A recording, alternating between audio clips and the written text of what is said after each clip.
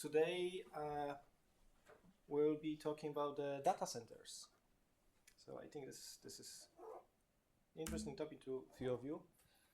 My name is Miro. I'm a field support manager in Switzerland. The team who I work with supports hardware in Switzerland, on-prem and in the cloud. So talking about Oracle Cloud Infrastructure. We have David with us today. David is an expert in XRCC installations and many other topics. Welcome. Thank you. And Lucas. Lucas is from Oracle Labs. Do you guys want to introduce yourself a bit more? It's fine. It's fine for now. Yeah, okay, right. If I start introducing myself, this would take another 10 minutes. So let's get started on the presentation. Yeah. Okay, right. So let's get into the agenda for today. So I would like to introduce you to Oracle Cloud Services, how they are, and I will drill from the global level today down to inside of the data centers. I know we had a lot of talks on a software level, application level. This is not my world. I don't know much about it, but when it comes to hardware, it's where I find myself a bit more comfortable. So we will start. I will start introducing my team, Cloud Hardware Support, what the team does, and then explain you where we are globally as Oracle Cloud Infrastructure, and going down into the deployment models we have. You've heard about a few of them today, like multi-cloud, for example. And I will also speak about dedicated regions and how we do it, how we support those locations. And by the way, I'm going to start now, but just please interrupt me during the conversation, because when I start talking, it's just I will talk if you don't raise hands or you don't ask questions. So please do it. Let's make it more interactive. So my team, I'm saying I work together with the team and I wouldn't do anything without them. That's for sure. It's 16 people and we cover entire country. You have to assess whether it's a large number or small, but we somehow do it. The team consists of 9 field support engineers, and field support engineers take care of our customer. Some of you here, right? You may know David, for example, and you may know a few other guys from our team. We come to your premises, we support Oracle hardware you have, and we ensure that basically that runs as it's supposed. So it's 9 people in this side of the world. 2 of them are customer success engineers. David is one of them, the expert. When it comes to complex installations like XRCC installations, that would be David, would be Gilles. Maybe you know Gilles as well. He's not with us today. And a few other folks. So it's that side of the business which field engineers support. Then the other part are the data center technicians, data center engineers. They are located mainly in our commercial data center in Zurich. And yeah, with such a division in the team, it's currently not that easy to assign those tasks strictly to field engineers or to data center technicians. So because we have some sort of flexibility, some of the field engineers support our Oracle Cloud premises, and some of the data center technicians, they support also DRCC. I will speak about DRCC soon. That's kind of a different type of offering we have. So it's important to basically shift powers between the teams, and this is where I come into place. I'm trying to ensure that both sides of the business are satisfied and customers on both sides are happy. No questions so far? Okay. So Oracle Cloud, we are currently we already exceeded over 100 regions globally, and those regions include DRCCs, which are dedicated regions for customers at cloud. That includes public cloud services, and public cloud would be all commercial data centers or OCI services available globally to basically anyone. That includes also multi-cloud, which you've heard about today, like AWS. I think our colleague Flora is presenting right now in the other room about AWS and partnership of Oracle and AWS. We had some session before by Paul and Paolo about Oracle database at Azure, and that was also quite interesting to see it from the software level, from the application level. I will try to introduce a bit about that from the data center standpoint. There are also government or restricted regions. That's also different breeds. It's very secure. The levels of security are there different. Now, multi-cloud. So basically all the deployment models, why we have everything, why we have partnerships, we have Oracle Cloud, when you see it there, that's considered public cloud, and the same with Azure, with Oracle database at Amazon or AWS, and Google Cloud as well. So we also have their on-prem business, which is dedicated regions. So that's the DRCC I mentioned, or XACC or Exadata Cloud at Customer, and this is where we deploy that, and probably that's most familiar to many of you. And why customers, why we have that, it depends, why customer choose such a service. So for example, for standard workloads, mostly OCI would do public cloud. For specific, let's say you want to have Oracle stack services like available on OCI, but you would like to have it on your own premises. This is where you can choose DRCC. So this is very kind of interesting model because it may apply well for Swiss customers, and I will jump into it in a moment. Why? And then XACC, it's a database at customer premises. So before I go to the next slide, I will be asking if there are questions. No? So the more questions you ask, the more stand-up comedy you'll get, right? It's really up to you. Silence, I think everyone is tired. It's already the last session. Everyone is thinking about Apero, right? As far as the rollout for the hyperscalers in Switzerland, how far along are we? Oh, hyperscalers, you mean now the Microsoft? AWS, Azure, partnerships in Switzerland. So yeah, in Switzerland specifically, we have currently live Azure, Microsoft. And when it comes to the next move, it will come. It's going to be AWS. Does it satisfy your question? Right? I cannot say more. There are some things which I cannot say, right? Okay, so let's move to the next one. So the multi-cloud. Some of you who really want to see it from the application level, we had Paul speaking about it, and that was a very interesting session also to me. Some of you may be using it already. Then when it comes to AWS and data center, Oracle data center at AWS, this, as I said, will come. There is a relevant session there in the different room. I think it's going to be also recorded, so we can come back to it. It'll be a lot of hours of recordings, 5 rooms simultaneously for full day. But there are interesting topics there which can be explored. Over here, I'm not going to go into details on the software level.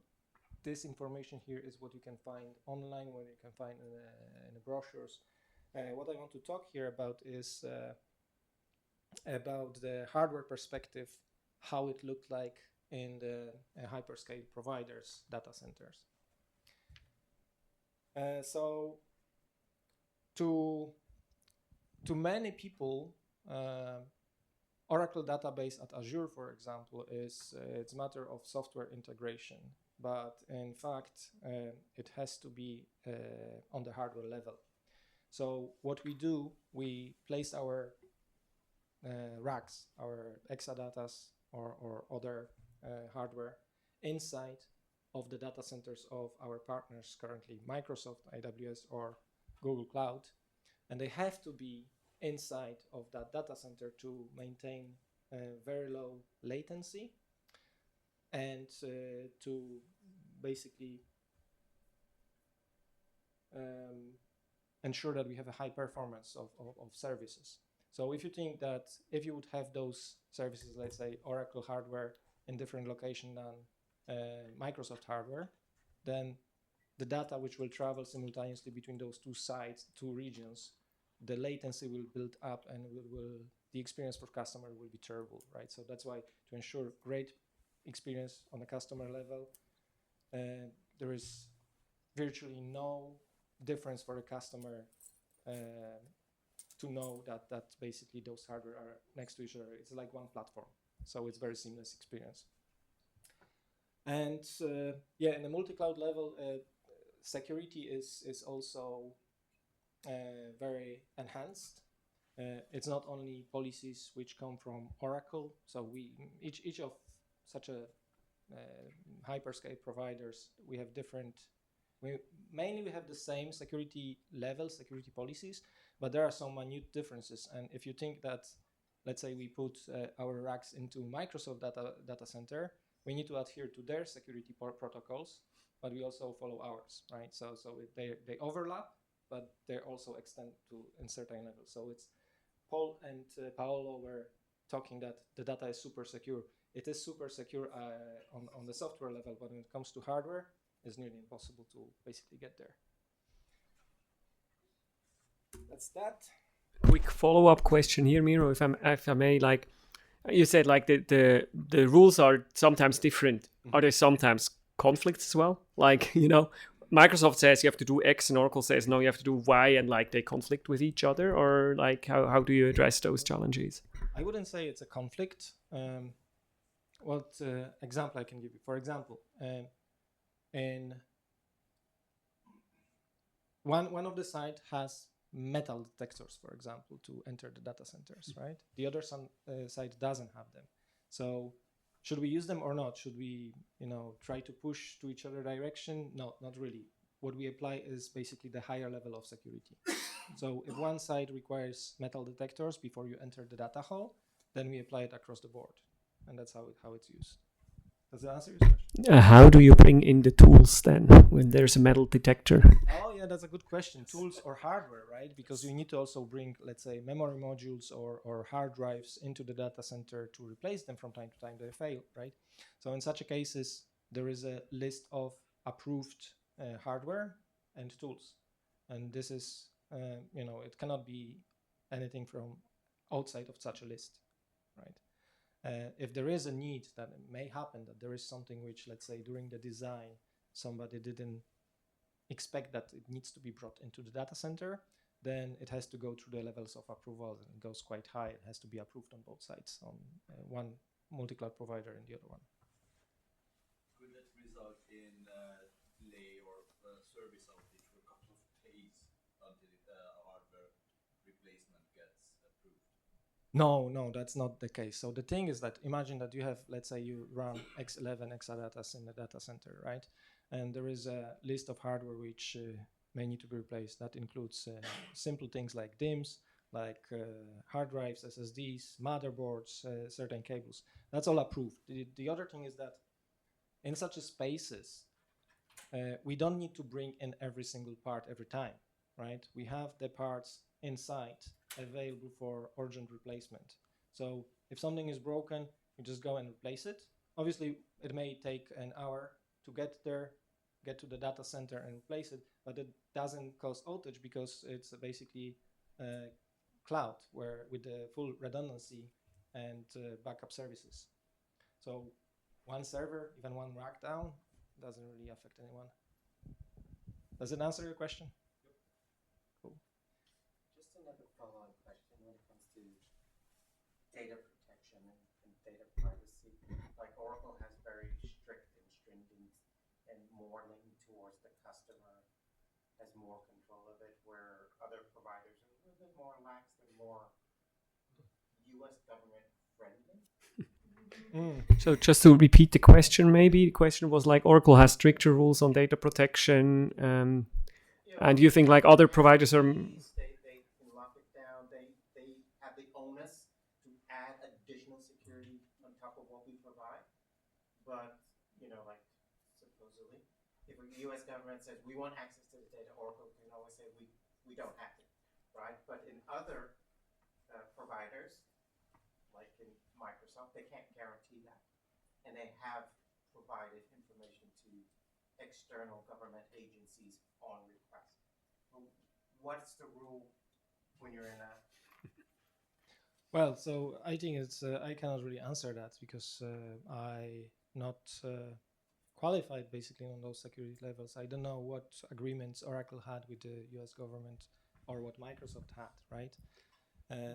The thing is like data flows, data regulations is different. I think it goes on to governmental level, like we have in Europe GDPR, which not necessarily fully apply in Switzerland, and we have other regulations. So basically, I just want to say it's outside of scope of my knowledge even, right? Not that I don't want to answer that. So sorry, I can't tell much about it. Well, he said from the beginning he's more covering like the hardware level and the data center perspective, right? I think you had. We talked about replacing hardware. So how you bring in new hardware? What happens to the hardware you have to bring outside? Oh, okay, good question. Especially this. Yeah, it's a very good question. So that's probably what interests many people. Maybe David, do you want to expand on this? Maybe first repeat No, the question. please go. You know what to do with hardware, right? Yeah, but not with an OCI level. Okay, right. OCI level, yeah, it's more strict. So I will talk about the OCI or public cloud level. So hardware, for example, if we need to replace the drive, right, or even memory modules, but it will be persistent memory. So PMEMs are used in high performance databases. Such a hardware never leaves data center in one piece. So what happens to it is that, for example, for the hard drives, they go through the multiple stages of data elimination and destruction.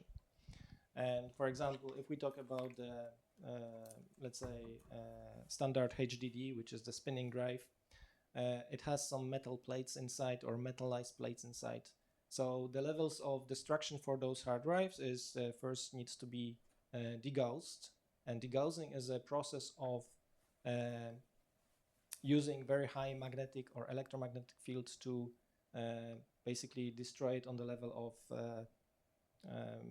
on the level of those plates, right? So basically, when the data is written, it's basically use some sort of an electromagnetic field to write it to it.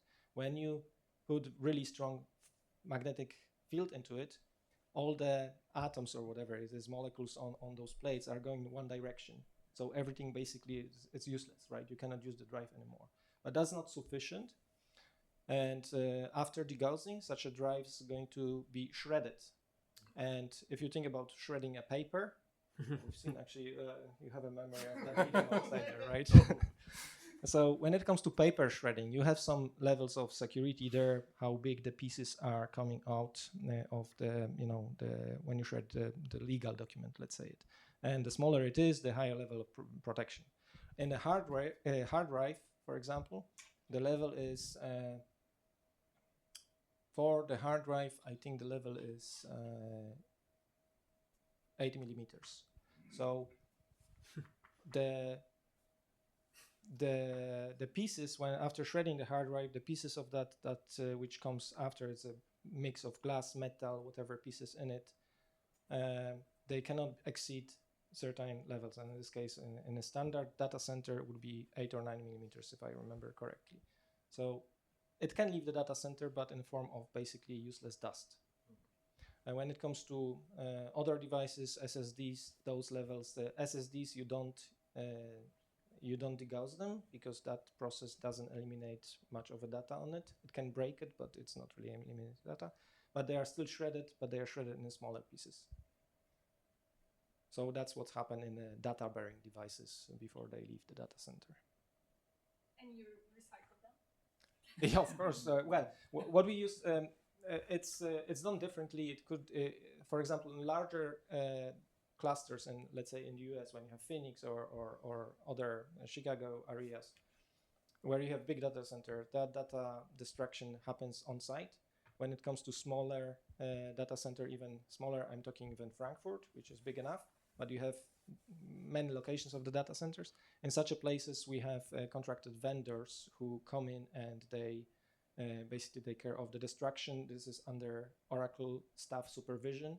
So we see the final results. We see the dust coming out. We control entire process, which can sometimes takes multiple days. Depends how many media you have to destroy. But in the end, they also issue certification of destruction and they take care of recycling. Okay, and now maybe for Dave, the question: what happened to the XRCC? It's the same. The storage cells. So we have models like DDR contracts, device data retention, data device retention. So usually for XRCCs, we leave data disks on site on customer premises. Flash cards as well. So it depends. Customer can opt out with data device retention. So we will take all the devices back and we'll send it back to Oracle. But some of the customers say, no hard drive can leave the data center. So they have a DDR contract. So we always leave the data bearing devices on site. That's the difference. Yes. So in this case, it's basically up to customer what Yes. what is done with such a devices, right? Right. So What about devices that don't have any data on it? Is there also some destruction process, or what happens to those? you broke something. I broke the presentation. Sorry for that. It's fine. You should go back. And now it will go. I think it just went to sleep. Here we go. So for devices which don't bear any data, so let's say you have electronic waste, e-waste, basically cables, could be optical transceiver.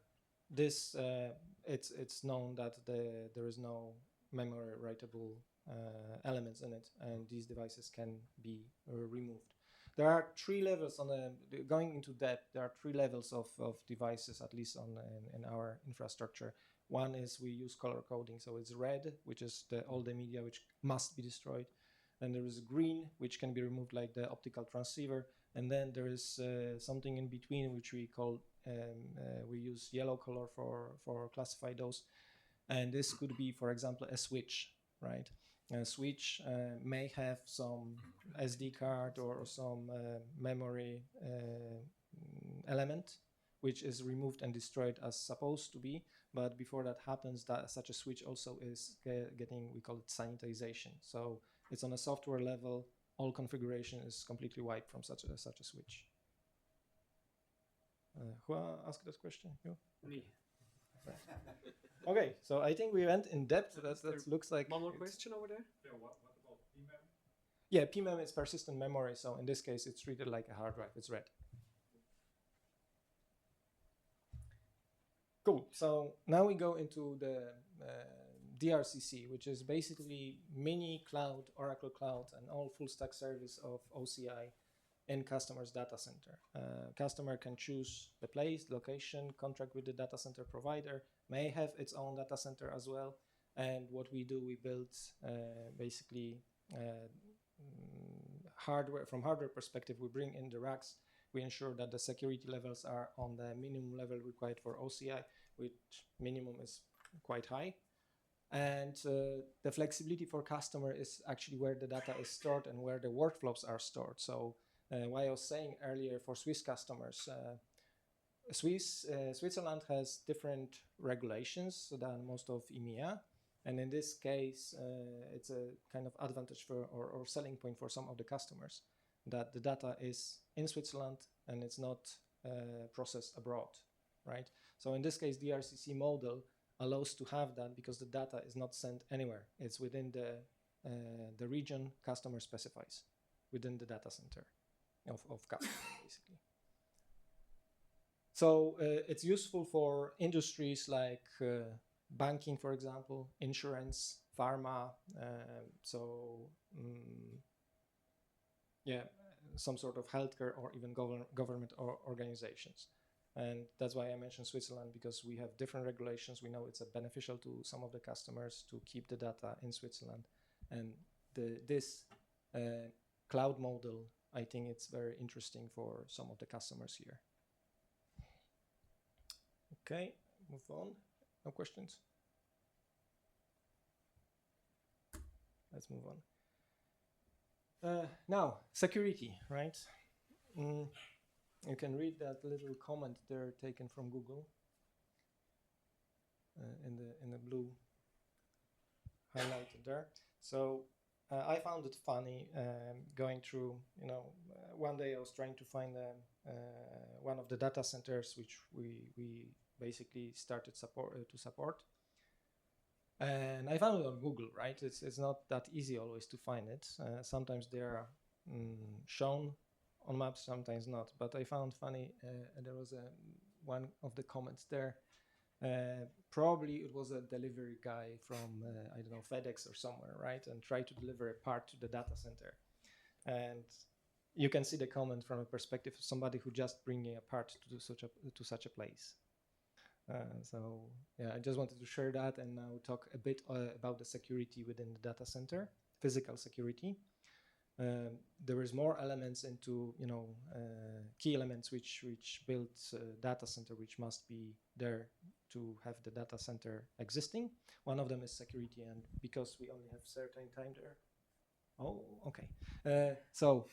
Because of that, I'm going to focus only on security and just quickly go through it. So to get to the data center, you have so-called layered security. And for example, you have first perimeter security, and that means that you have fences, you have control gates. Sometimes you don't know that there is a data center because you cannot find the information anywhere. I was working for another cloud provider, anecdotally, in another country, and none of these data centers were basically visible on Google Maps, right? And one day, somebody, in Google Maps, you can basically provide that, oh, this is a data center, right? You can say this is a business, right? And you can say what sort of business, and somebody will review that and publish it. It happened that something like that happened. It went to security pretty quickly, and within 2 days, it was down. It was taken out of Google. So it was not visible on Google Maps, for example. And this is the way of kind of hiding where you have the data center. It's hard to hide such a big building sometimes, right? And if you know what to look for, you can find it on satellite view, but you can also have it hidden from, people. You don't advertise, oh, this is an Oracle database, right? Or an Oracle data center. You have a building, you assume it's a data center, but you don't know what customers are in it. And it goes to such a level that, for example, we, Oracle, as a tenant for in one of the colocation providers data center, we don't know what other customers are in this building, right? We know there are entries, we can assume knowing certain things, but we don't know for sure. That's not shared, even internally between different customers of such a colocation provider. You have obviously CCTV 24/7, you have access. So once you have a business to go to the data center, you need to have access granted. In some cases, you need to have your background check. So are you really legitimate person? You don't have any, bad business to do there, or spying or something. So there are background checks done, and you have like strict entry procedures. One time, only one person can go through the gates, and once you get access, you receive usually a badge, whether it's permanent or temporary. Usually, if you only do their let's say audit and you do business, you get a badge for 1 day or for a few hours. You use that badge to enter certain doors, but you also have to have second factor authentication like PIN or fingerprint, or sometimes face recognition, or even retina scan, which I experienced recently as well. So that's quite interesting to have such levels of security. Other things, so inside of the data center, you may enter certain doors, but not all of them, obviously. You may have separate cages or data halls, which you need to have a specific access. Once you are inside of the data halls, or not only even in the data hall, but in the data center itself, there is usually strict no video or no photo policy, unless you have an exception, right? So these pictures, usually which you find in the internet, they had to pass certain exceptions to be published. Yeah, I once was allowed to visit the data center, and I was so sad I could not take a selfie. Miro did not allow me. Sorry. Yeah, that's no video, and sometimes you even have a caged racks, right? So to access each rack, for example, as a hardware expert, you need to replace the drive or something. You need to badge and pin, for example, to the rack doors before you can open them, and that's also tracked. So there's a time recorded in the system when and who access which rack, right? What happened there. So that goes to such a level. And then there are also additional, and this is where we spoke about different, overlapping security experiences. So in some places you have Faraday cages. So if you know what's that, if you don't know what's that, this is basically space where you have no receptions of any sort of network. So no Wi-Fi, no cellular network. So your mobile won't work. And well, why would you need a mobile in such a place? So you cannot even bring your mobile in. You cannot bring your private key in. If you have a car key in your pocket, before you enter, there is a security screening you. You have to empty your pockets and show what you have there. And if there is something which you don't need to get into that data center, you have to leave it behind. So that goes to such a level. And the security screening as well. Yeah. Yeah, so even if you manage to do a selfie, you cannot put it to Twitter, right? Because no cell phone connection. Yeah. Cool. 10 minutes to go. Okay, good stuff. So Oracle hardware support in Switzerland. So in Switzerland, we currently have our OCI commercial regions. We have some DRCC sites. We have some Microsoft premises. We will have at some point AWS services available in Switzerland. So Oracle at AWS. And we have plenty of on-prem businesses. So our customers are across the country. We support them from Geneva to Liechtenstein, right? And then Ticino, Graubünden. exactly, Yes. from north to south as well. So you name it. And you have a few magnets there. Whenever I go to the data center, I just buy a magnet. Well, no, that's not the case. That's just my private journeys. And yeah, having so many locations and only 16 people around, we need to manage that somehow. And it's always fine. You just need to shift resources here and there. And the goal is obviously to make our customers happy. And that's the time for questions for this type of this part of the presentation. Something around sustainability. How do you see it differing between, say, the Oracle program for sustainability around data centers? Have we achieved it? Are we ahead of the game, behind the game? And when we look and compare to the hyperscalers, are they doing similar things? I can say, well, I don't know the numbers, right? It's not my area expertise, but it annoys me sometimes when I have to separate metal from e-waste, right? So imagine you have a broken device somewhere or whatever it is, and it has some motherboard, or well, not motherboard, circuit board in it, and you have to separate it from the metal cage and you put the metal somewhere else, and the electronic waste in different bin. And it's across the level. When we enter multi-cloud provider spaces, they also stick to similar rules, right? So it's really enforced everywhere. But when it comes to numbers, being green, you name it, how you want to express that, I don't know. But it's really, sometimes it's really challenging to meet those, to achieve them. It's challenging in terms of time consuming often, right? I mean, like when we hear the stories, about the requirements for our data centers, the energy versus what it's doing to us as a public, also needing energy and resources, kind of a disparity. So we're just wanting to, we're doing as much as we can to kind of limit our impact. Yeah, that's not in my presentation, but I suggest, or I can recommend actually, there are data center nights in Zurich, Geneva, I think as well.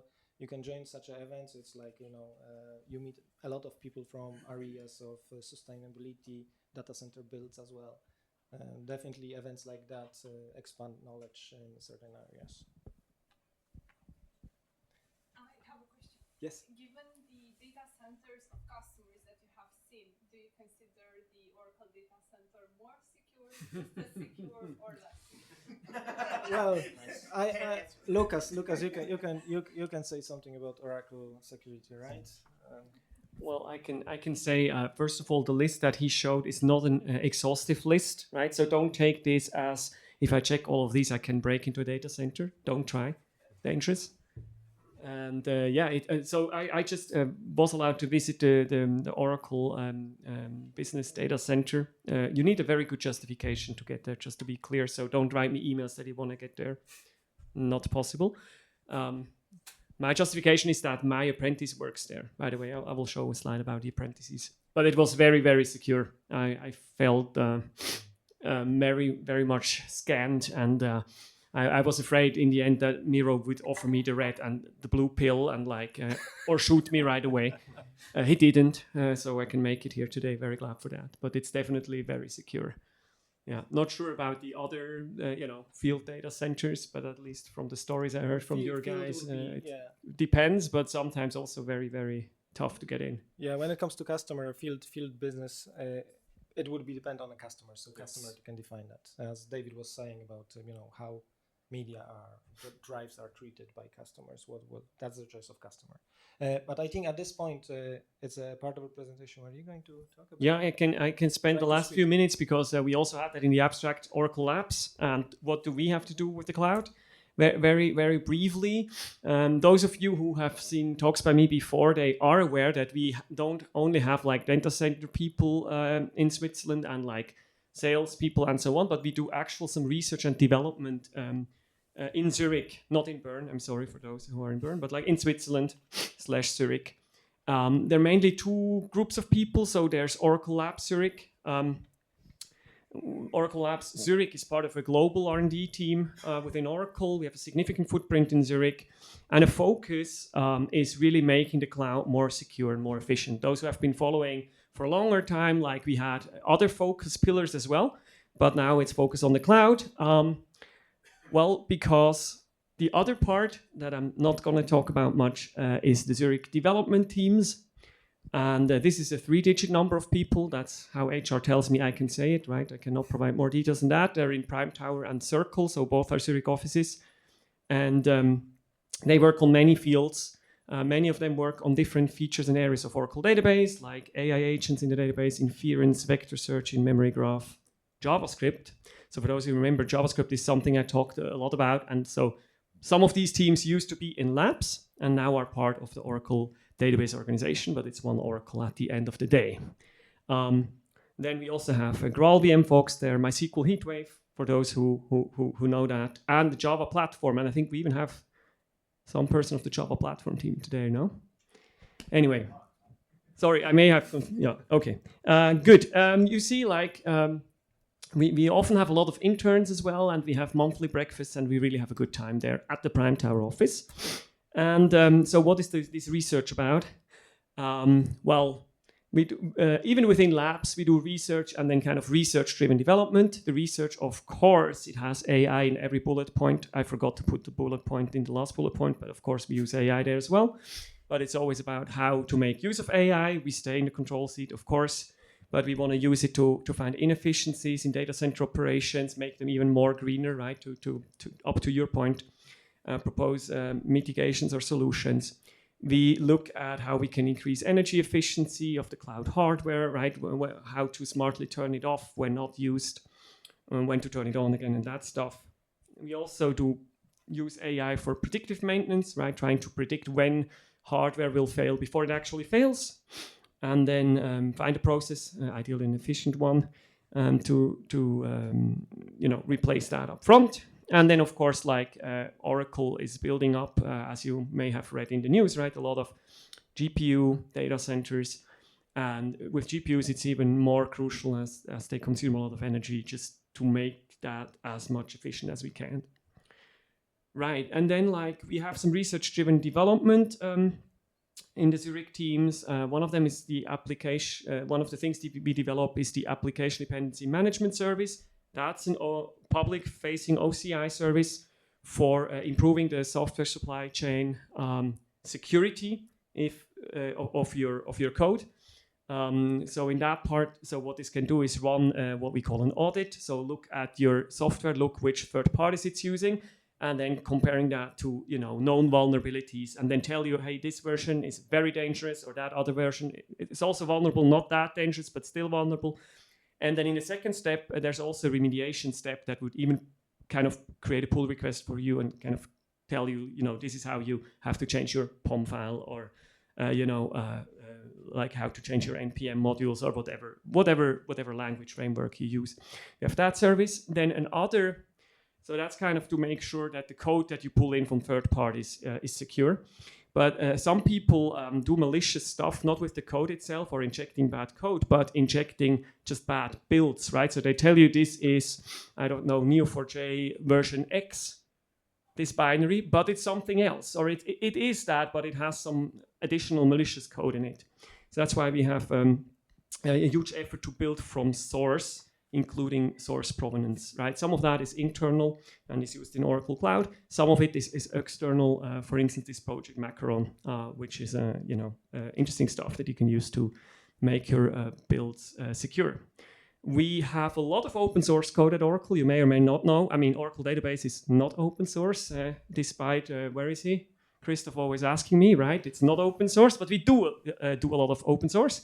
And we have a team that does some tooling for us to make sure that all our GitHub repositories, and there are actually many, are both secure but also consistent, that they look all a bit the same way, that they are documented well and all that stuff. So that's also what we do in our team and continuously evolve.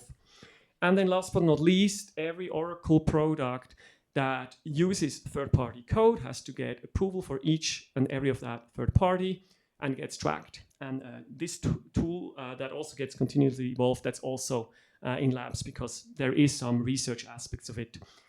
So that's what we also do. And we do that for two reasons. One of it is security again, and there we use the ADM service to find vulnerabilities. But the other thing is also that you want to make sure that the software that you pull into your product has licenses that are permissive, right? Because we don't want to end up in lawsuits, all right? Last but not least, we have an apprenticeship program. I'll let you figure out which two out of these 5 handsome men are the apprentices. They are ICT apprentices. You may or may not know there are several tracks. They are in the platform track, which is very well suited to work, let's say, in the data center or even in the field. And so like half of their time with us, they do indeed spend with Miro and Dave and everyone else on data center operations. But the other half, they also learn about DevOps, and they learn also a little bit of database, SQL, PL/SQL, and low-code programming with Apex. Yeah, and so that's how we bring in the next generation, basically, the very young generation as well.